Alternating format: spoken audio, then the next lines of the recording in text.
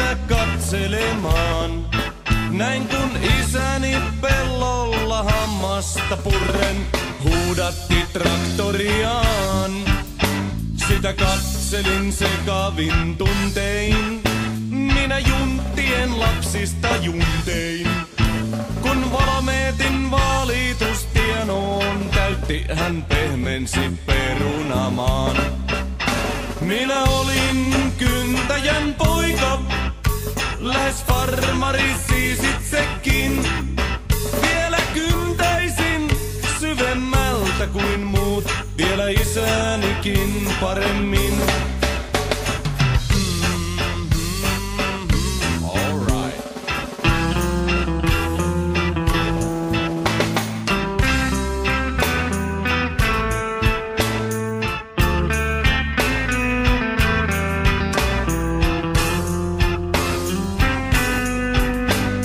Nukahdin navetan varjoon, unen apulannan katkuisen näin. Näin kyntäjän kaistapäisen ja hurjan syöksyvän seinäpäin. Seinäpäin läpi renkien aitan, siitä ryskyen kohti sikalaa. Myös heinäladon päädyssä suuri on reikä ja ovikin on rempallaan. Minä olin kyntäjän poika, lähes farmari siis itsekin. Vielä kyntäisin syvemmältä kuin muut, vielä isänikin paremmin.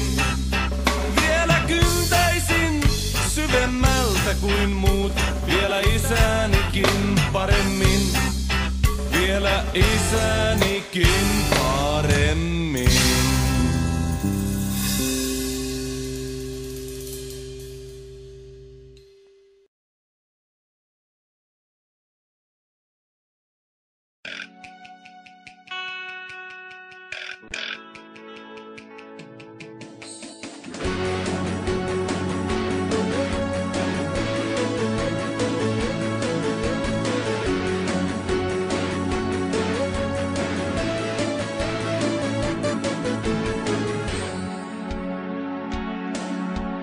Pellolla hän vietti syysillan se torillaan.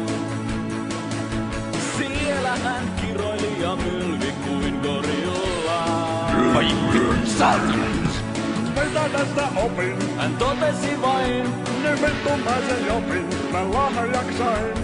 Vittu nyt mä lähden ryöttämään. oi perkele.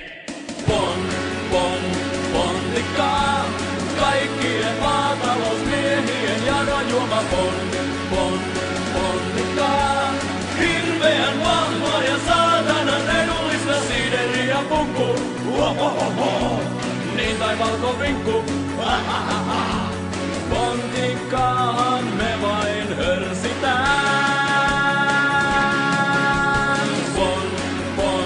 Pontikkaa, traktorimiehien kiitetty väkijuoma pontikkaa. Puolikin litraa ja känni on todellista siideriä punkku. Niin taivalko vinkku. Kännissä myös tänään kynnetään. Dimoni koittaa naapurinsa keitokset pimittää. Ja se tori on koko kylän suurimmaksi nimittään. Jos sivullinen kysyy, joko puitu on, vastaus on ja pysyy, saat lausunnon. Aina jatkoo perinne vain nää.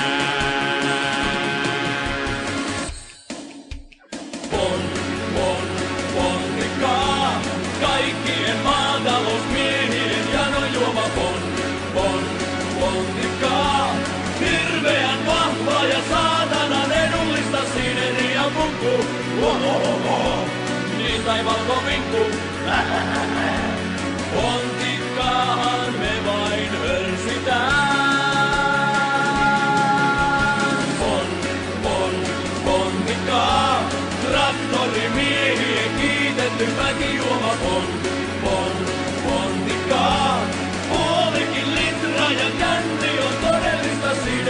punkku. Niin taivalko vinkku. Kännissä myös tänään.